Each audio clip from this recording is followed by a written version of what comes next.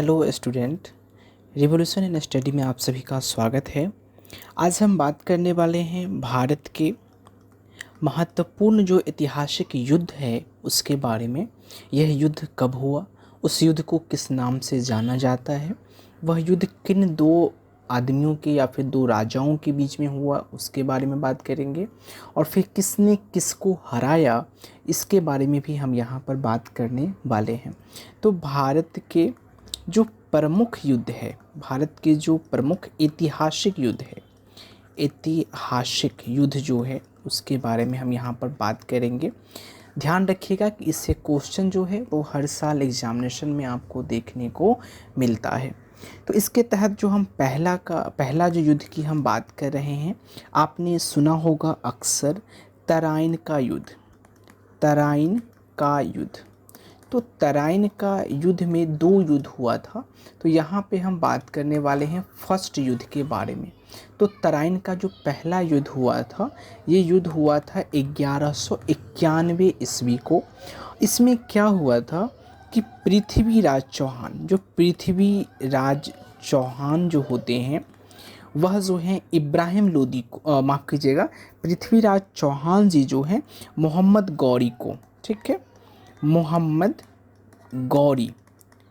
गौरी को जो है वो हरा देते हैं। तो अब यहाँ पर देखिए कि तराइन का युद्ध जो पहला है वह कब होता है, 1191 ईस्वी को होता है। किसके बीच में लड़ा जाता है, तो पृथ्वीराज चौहान और मोहम्मद गौरी के बीच लड़ा जाता है। इसमें जीत किसकी होती है, तो पृथ्वीराज चौहान को जो है जीत प्राप्त होती है। वहीं पे मोहम्मद गौरी जो हैं वो हार जाते हैं। इसमें तो ये मारे जाते, लेकिन इनका एक सैनिक जो है वो इनको बचा करके ले गया। अगले ही साल पृथ्वीराज चौहान जी जो हैं ये तो शांत बैठ गए कि अब युद्ध नहीं होगा, लेकिन अगले ही साल मोहम्मद गौरी पुनः जो है अटैक करते हैं भारत पे, तराइन की जगह पे पृथ्वीराज चौहान पे, और इसमें जो है पृथ्वीराज चौहान जो हैं वो हार जाते हैं। इसके बारे में हम अगले ही बात करने वाले हैं। तो दूसरा वही है जो अभी हम बात कर रहे थे पहला, तो दूसरा है आपका तराइन का युद्ध। दूसरा भी आपका तराइन का है, लेकिन वो जो है वो पहला था। तो तराइन का सेकेंड वार जो हुई थी, मतलब युद्ध जो हुआ था, ये भी किसके बीच में हुआ था, मोहम्मद गौरी और किसके बीच में लड़ा गया था, तो पृथ्वीराज चौहान के बीच में, पृथ्वीराज चौहान के मध्य में यह लड़ा गया था। कब लड़ा गया था, तो ये लड़ा गया था अगले ही साल 1192 में। आपने यहाँ पर देखा है पहला युद्ध 1191 में लड़ा गया, और यहाँ पर दूसरा युद्ध जो है 1192 में लड़ा गया।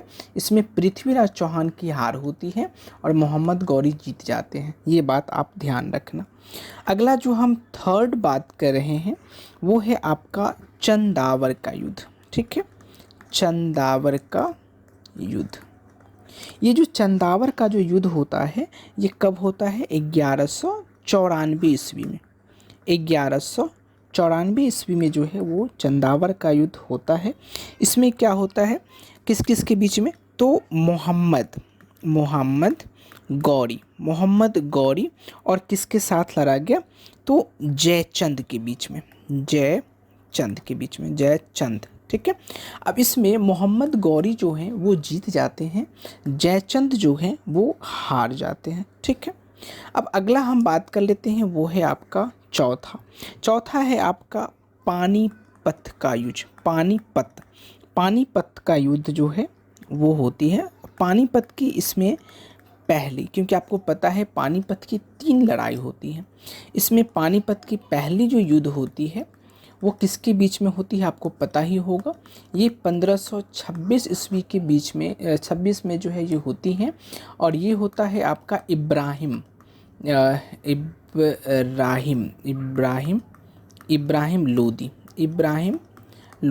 लोदी और साथ ही साथ बाबर के मध्य में होता है।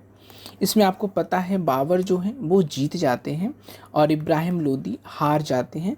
लोदी वंश का यहीं पे ख़त्म होता है और दिल्ली सल्तनत पे फिर किसका राज चला जाता है, बाबर, जिसे हम बाबर ने मुग़ल वंश की स्थापना किया था, जिसे हम जानते हैं बड़ी अच्छे से। अगला जो युद्ध हुआ था वो हम बात करेंगे पाँचवा युद्ध के बारे में, और यह जो युद्ध है वो है आपका खानवा का युद्ध। खानवा का युद्ध। अब इस बारे में आप बात करिएगा कि पानीपत का जो पहला युद्ध होता है पहला 1526 ईस्वी में, यह बाबर के द्वारा ही लड़ा गया दूसरा खानवा का युद्ध होता है। दूसरा युद्ध बाबर के द्वारा भारत में दूसरा युद्ध जो होता है वो खानवा का युद्ध, और अगले ही साल 1527 ईस्वी में जो है यह युद्ध होता है। इसमें जो है बाबर जो है वह किसको हरा देते हैं, तो राणा सांगा को जो है वो हरा देते हैं। बाबर इसमें जीत जाते हैं। अगला जो छठा युद्ध है, वो छठा युद्ध की अगर हम बात करें तो वो है आपका चंदेरी का युद्ध। चंदेरी का युद्ध, ये भी जो युद्ध है ये बाबर के द्वारा ही लड़ा जाता है, और उसके अगले साल ये 1528 में, क्योंकि अगर आप यहाँ पर देखें 1526 में बाबर ने पहला युद्ध करता है, 1527 में बाबर दूसरा युद्ध करता है, 1528 में बाबर तीसरा युद्ध करता है, और वह युद्ध नाम जाना जाता है चंदेरी का युद्ध में। इसमें भी बाबर जो हैं वो आपके जीत जाते हैं, ठीक है। अब फिर अगर ये जीत जाते हैं तो ये फिर हराते किसको हैं, तो ये हराते हैं आपको मेदिनी राय को। मेदिनी राय को जो है ये हरा देते हैं 1528 ईस्वी में चंदेरी के युद्ध में। अगला जो आपका युद्ध है वो है आपका सातवां युद्ध, और यह जो युद्ध है उसे हम लोग किस नाम से जानते हैं, घाघरा के युद्ध के नाम से, ठीक है। और यह कब लड़ा गया आप अनुमान लगा सकते हैं, क्योंकि प्रत्येक साल वो युद्ध कर रहे थे, तो 1529 ईस्वी के मध्य जो है वो युद्ध लड़ते हैं। इसमें भी बाबर जो हैं वो आपके जीत जाते हैं, विजित हो जाते हैं, और इसमें हार किसको होता है, तो अफ़गानों का हार जो है वो होता है। अब अगले साल, अब आप माफ़ कीजिएगा, ये 29 होगा, 26 लिखा गया है, 1529 में यह युद्ध होता है। अगले साल बाबर हो सकता था फिर युद्ध करे, लेकिन दुर्भाग्य से दिसंबर 1530 ईस्वी में जो है बाबर की मृत्यु हो जाती है। बाबर की मृत्यु हो जाती है और बाबर का यहीं पे जो है अंत हो जाता है। उसके पश्चात मुग़ल वंश का अगला शासक हुमायूं बनता है। ये हम जब मुग़ल वंश के बारे में बात करेंगे, मुग़ल डायनेस्टी के बारे में, तो हम इसका चर्चा विस्तार पूर्वक से वहाँ पर देखेंगे। फिलहाल हम यहाँ पे ऐतिहासिक युद्ध के बारे में बात कर रहे हैं। आठवां जो युद्ध है ऐतिहासिक युद्ध भारत का, वो नाम से जाना जाता है चौसा का युद्ध, ठीक है। जो इम्पोर्टेंट युद्ध है वही हम यहाँ पे बात करेंगे। चौसा का युद्ध जो है वो आपका 1539 ईस्वी के में होता है, और इसमें क्या होता है, शेरशाह क्या करते हैं, शेरशाह ने हुमायूं को हरा देते हैं, ठीक है, हुमायूं को हरा देते हैं। तो इसमें क्या होता है, देते हैं। चौसा का युद्ध में 1539 ईस्वी में होता है, शेरशाह जीत जाते हैं, हुमायूं जो है वो हार जाता है।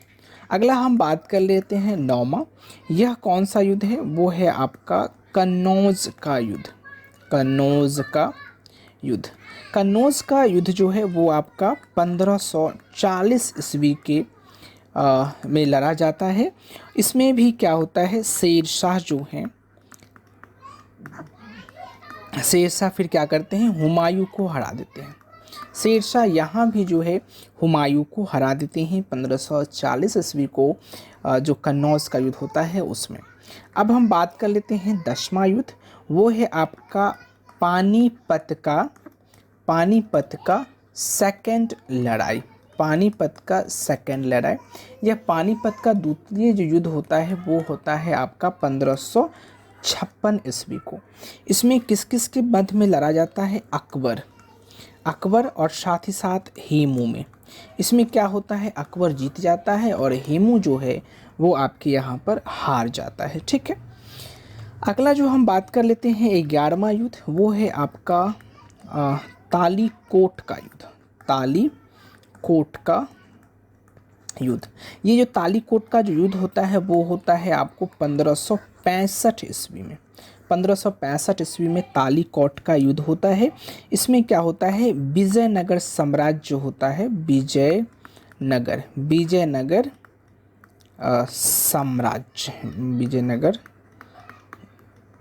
साम्राज्य, विजयनगर साम्राज्य का जो है इसमें पतन हो जाता है। ठीक है, ये बात आप ध्यान रखना तालीकोट का युद्ध में। अब अगला जो 12वां नंबर का युद्ध है वो है आपका हल्दी घाटी, हल्दी घाटी का युद्ध। हल्दी घाटी का युद्ध जो है वो आपका 1576 ईस्वी में जो है वो आपका होता है। और यह किसके बीच में होता है, तो यह होता है अकबर, साथ ही साथ महाराणा प्रताप। ठीक है, अकबर क्या करते हैं, महाराणा प्रताप को इसमें हरा देते हैं। अकबर जो है वो आपका इसमें जीत जाता है। अगला जो युद्ध है 13वां नंबर की, वो है आपका पलाशी का युद्ध। देखिए, कुछ युद्ध को हम छोड़ते जा रहे हैं, क्यों? क्योंकि वो युद्ध जो है वो भारत पे कहीं ना कहीं ऐतिहासिक छाप जो है नहीं छोड़ा, या अपनी पहचान जो है वो नहीं छोड़ा। पलासी का युद्ध जो है वो आपका 1757 ईस्वी को होता है। पलासी का युद्ध जो है 1757 लगभग 23 जून के आसपास जो है यह होता है। 23 जून 1757 के बीच में यह युद्ध होता है। यह युद्ध किस किस के बीच में होता है, अंग्रेजों के साथ। कहाँ पे होता है, जो बंगाल के नवाब होते हैं, बंगाल के जो नवाब होते हैं वो कौन होते हैं, सिराजुद्दौला के मध्य में यह युद्ध होता है। इसमें दुर्भाग्य से, मैं यहाँ कहूँगा दुर्भाग्य से, सिराजुद्दौला जो है वह कहीं ना कहीं अंग्रेज़ों की कूटनीति चाल में फंस जाते हैं और यह हार जाते हैं। क्योंकि ये नहीं फंसते, इनके जो सेनापति होता है जिसका नाम मीर जाफ़र होता है वह फंस जाता है और फिर जो है सिराजुद्दौला को वहाँ से भागना पड़ता है, क्योंकि ये युद्ध हुआ ही नहीं था, इसमें युद्ध हुआ ही नहीं था। फिर भी अंग्रेज़ जो है वो आपके जीत जाते हैं। अगला जो 14वां युद्ध है वो है आपका ऐतिहासिक युद्ध में बेदरा का युद्ध। कौन सा, बेदरा का युद्ध। अब ये बेदरा का युद्ध होता कब है, तो यह होता है आपका 1759 ईस्वी में। बेदरा का युद्ध कहाँ होता है, 1759 ईस्वी में। इसमें क्या होता है, अंग्रेज जो होते हैं वह डच को जो है हरा देते हैं। तो यहाँ पे अंग्रेज जो हैं वो जीत जाते हैं, डच जो हैं वो आपका हार को स्वीकार करते हैं, या हारी मिलती है उनको। अब यहाँ पे हम बात कर लेते हैं 15वां जो है वो है आपका वांडीवास का युद्ध। आप लोग अगर सच में पढ़ रहे होंगे, स्टूडेंट होंगे, तो आई होप, मैं आशा करता हूँ कि वांडीवास का युद्ध जो है वह कहीं ना कहीं आप सभी को पता होगा। जो स्टूडेंट पढ़ रहे हैं बहुत दिन से, मैं उनकी बात कर रहा हूँ। जो स्टूडेंट अभी नए नए आए हैं उनकी मैं बात नहीं कर रहा हूँ, वो तो अभी सीखने के लिए ही आए हैं, तो वो सीखेंगे ही यहाँ पे। तो वांडीवास का जो युद्ध हुआ था वो आपका हुआ था 1760 ईस्वी में। ठीक है, क्यों मैं कह रहा हूँ, क्योंकि इससे क्वेश्चन मुझे लगता है अगर 100 एग्ज़ाम हुई होगी ना भारत में, तो 50-60 एग्ज़ाम में ये क्वेश्चन आता ही आता है, मैंने देखा है। तो वांडीवास का युद्ध जो है वो बहुत इंपॉर्टेंट है। इसमें क्या होता है, फ्रांसीसी जो होते हैं वो कहीं ना कहीं फ्रांसीसियों की, या फिर कह सकते हैं फ्रांसीसियों की जो इसमें हार होती है, और अंग्रेज़ जो हैं वो आपका जीत जाते हैं। जो इंग्लिशमैन है, इंग्लिशमैन जिसको अंग्रेज बोलते हैं, वो इसमें जीत जाते हैं। अगला जो युद्ध है वो है आपका 16वां, और वह है आपका पानीपत का थर्ड वार। आई होप कि मैंने पानीपत का फर्स्ट, सेकंड, अब यहाँ पे हम थर्ड देख रहे हैं।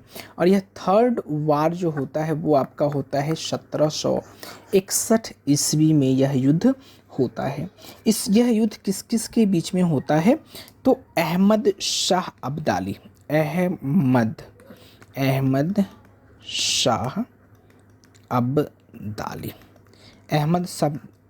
ने क्या करते हैं, मराठों को, मराठों को जो हैं वो पराजित कर देते हैं, पराजित कर देते हैं।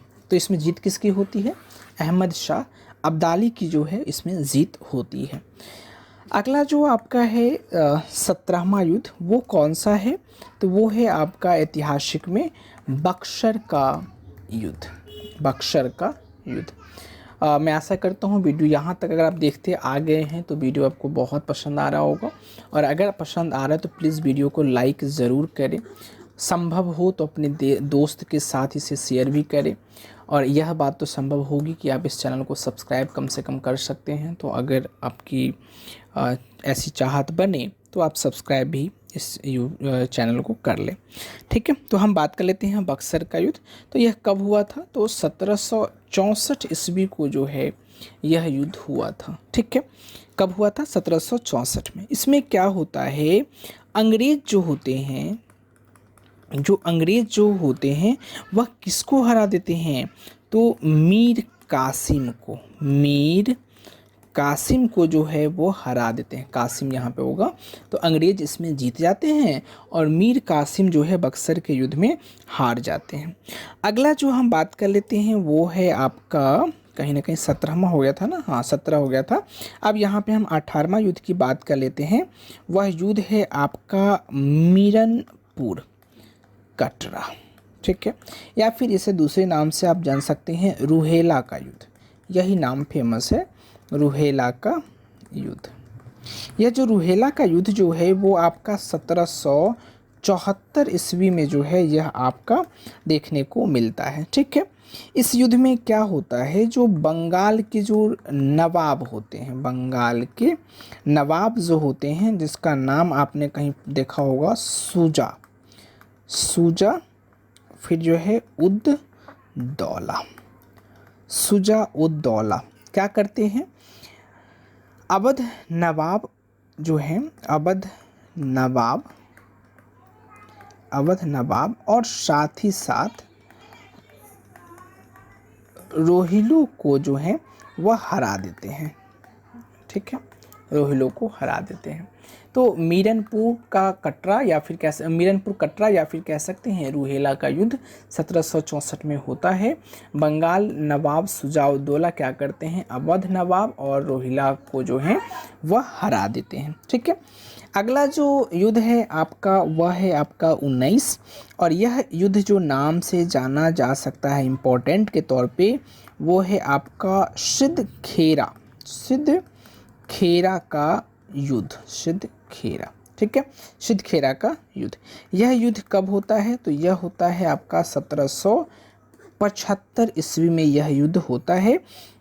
इसमें क्या होता है, जो मराठे वाले होते हैं, जो मराठे होते हैं उसने किसको हरा देते हैं? तो निज़ाम को हरा देते हैं।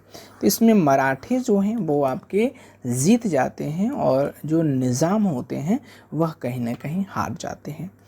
अगला जो इम्पोर्टेंट कह सकते हैं वो है आपका तलगांव का युद्ध, तलगांव का युद्ध।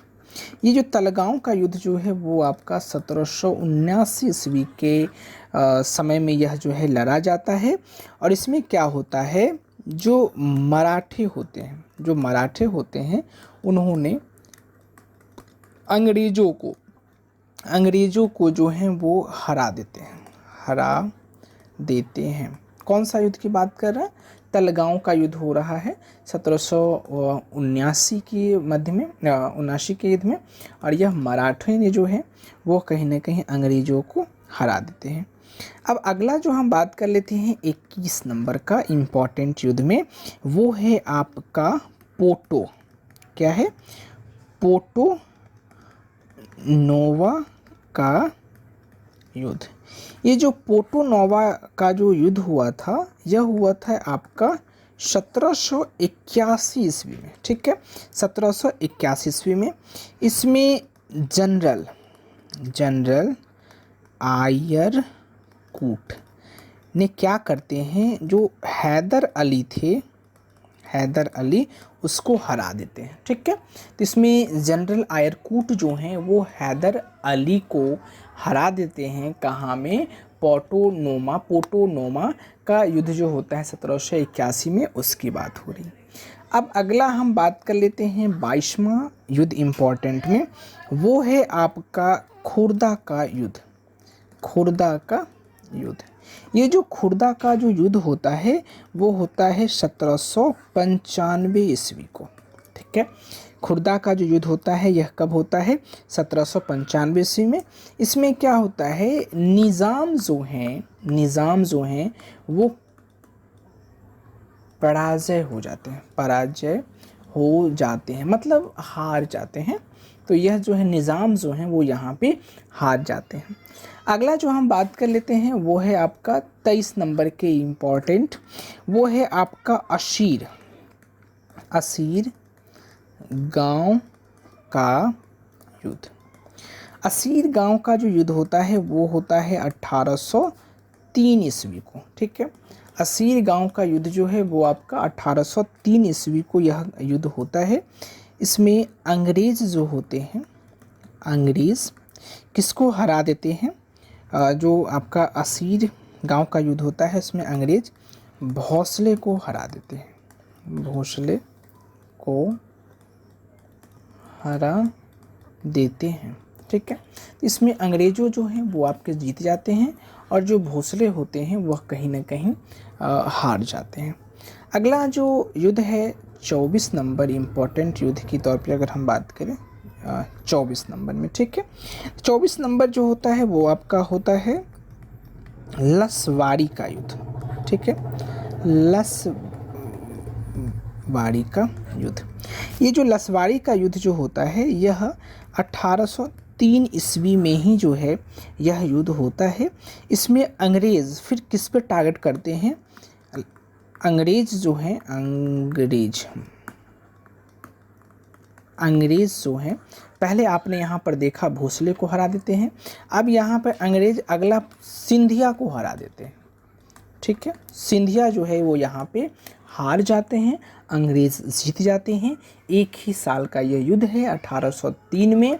इस युद्ध को हम लोग लसवाड़ी के युद्ध के नाम से जानते हैं। अगला जो युद्ध है वो है आपका 25वां और वो है आपका कहीं ना कहीं मुकंदरा का युद्ध। ठीक है, मुकंदरा का युद्ध, ये जो मुकंदरा का जो युद्ध है वो 1804 ईस्वी के मध्य में जो है यह युद्ध होता है और इसमें जो है होलकर होते हैं ये अंग्रेज़ों को हरा देते हैं। बात ये होती है अंग्रेज़ की मनोबली ज़्यादा बढ़ जाता है क्योंकि 3 में इन्होंने भोसले को हरा दिया, साथ ही साथ सिंधिया को हरा दिया, तो ये होलकर पे भी जो है वो युद्ध कर देते हैं लड़ाई के लिए। तो होलकर क्या करते हैं, अंग्रेज़ को ही हरा देते हैं। उसके पश्चात यहाँ पे 26वां युद्ध होता है, वो है आपका इम्पोर्टेंट में सीतावाड़ी का युद्ध। ये जो सीतावाड़ी का जो युद्ध होता है यह 1817 ईस्वी को जो है यह होता है। ठीक है, इसमें क्या होता है, अंग्रेज़ या फिर कह सकते हैं अंग्रेजों, ठीक है, अप्पाजी भोसले को हरा देते हैं। ठीक है, हरा देते हैं। देख लें, सीतावाड़ी का युद्ध जो है वो होता है 1817 ईस्वी में। अंग्रेज किसको हरा देते हैं, तो अप्पाजी भोसले को हरा देते हैं। अगर आप चाहें तो इसका नोट्स भी जो हैं आप बना लें। ठीक है, ये इम्पोर्टेंट सब है इसलिए आपको ये याद रखना ही चाहिए। अगला जो युद्ध है वो है आपका 27 नंबर का, वो है आपके महीदपुर का युद्ध। ठीक है, महीदपुर का युद्ध यह कब होता है, 1817 से लेकर के 1818 ईस्वी के मध्य में जो है यह युद्ध होता है। और इसमें अंग्रेज़ जो है, यहाँ पे आपने देखा था कि होलकर जीत जाती हैं 1804 में मुकंदरा के युद्ध में। यहाँ पे होलकर जो हैं वो हार जाते हैं,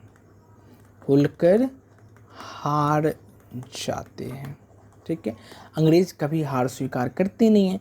तो यह बात ठान लेनी चाहिए कि अंग्रेज़ को अगर हमने हराया तो वह दोबारा हम पे अटैक करेगा ही करेगा। तो उसने किया और होलकर जो है इसमें हार जाते हैं। अगला जो हम युद्ध की बात कर लेते हैं वो है आपका अस्टी का युद्ध। ठीक है, अस्टी का युद्ध, यह युद्ध होता है 1818 ईस्वी को। ठीक है, अस्टी का जो होता है कब होता है, 1818 को होता है। इसमें जो अंग्रेज होते हैं,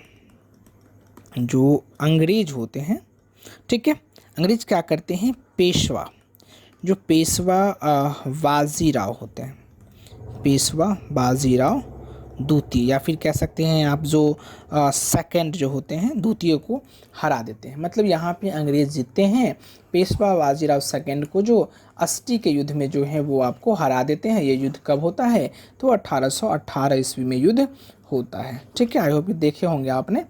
अगला हम बात कर लेते हैं 29 नंबर का इम्पोर्टेंट में, वो है आपका मियानी या फिर कह सकते हैं सिंध।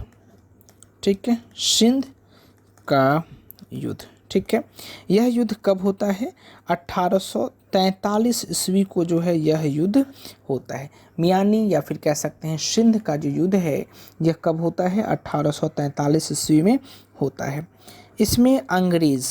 इसमें अंग्रेज़ की तरफ से अगर आप बात कर सकते हैं तो वो आप लिखिए लॉर्ड एलन बरो।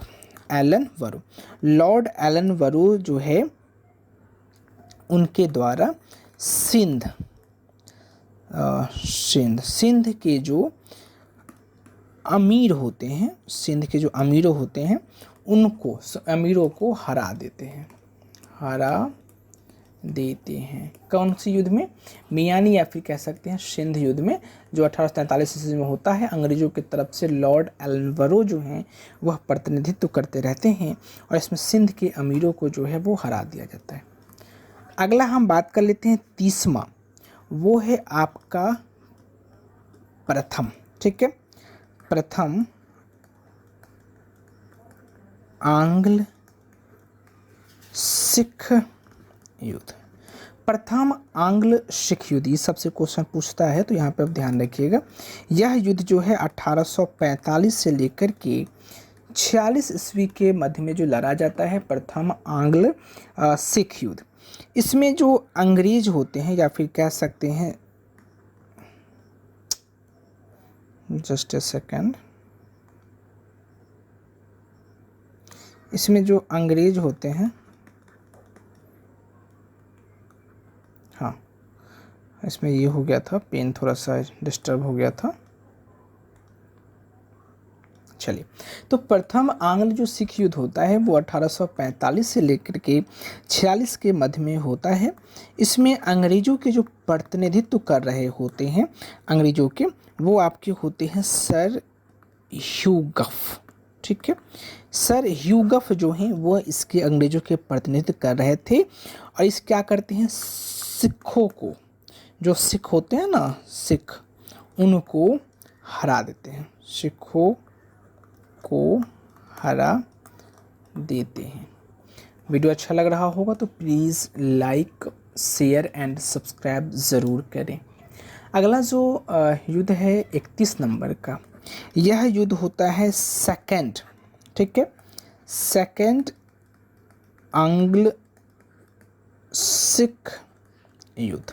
यह जो युद्ध है सेकंड आंग्ल सिख युद्ध, यह 1848 से लेकर के 49 ईस्वी के मध्य में जो है यह लड़ा जाता है। इसमें जो अंग्रेजों के प्रतिनिधित्व कर रहे थे, अंग्रेजों के जो प्रतिनिधित्व कर रहे थे वह सर ह्यूगफ तो थे ही, ठीक है, सर ह्यूगफ तो थे ही, साथ ही साथ इसमें जो आ गए थे वो आपके आ गए थे चार्ल्स नेपियर। ठीक है, चार्ल्स नेपियर जो है वह इसमें आ जाते हैं और यह सब मिल करके जो है सिखों को फिर से हराते हैं। ठीक है, सिखों को हरा देते हैं। ठीक है, अब अगला जो युद्ध है 32वां इम्पोर्टेंट, आपको पता है प्रथम स्वतंत्रता संग्राम। प्रथम स्वतंत्रता संग्राम कब हुआ था? आपको पता ही होगा, 1857, जिसे हम लोग सैनिक विद्रोह के भी नाम से जानते हैं। ठीक है, अगला जो 33 नंबर का है, ये फर्स्ट में भी आप देखेंगे कि जो स्वतंत्रता सेनानी होते हैं वह कहीं ना कहीं कुचले जाते हैं और अंग्रेज़ यहाँ पर भी जो है वो विजित रहता है, मतलब जीत जाता है।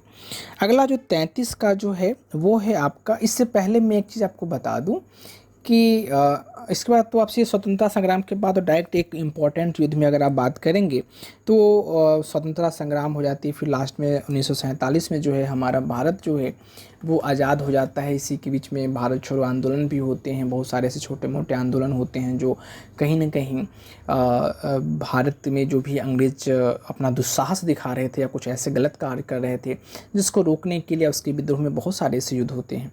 लेकिन इम्पॉर्टेंट युद्ध में, हाँ, अगर वैश्विक स्तर पे बात करूं तो उसके बीच में जो है वो फर्स्ट वर्ल्ड वार होता है।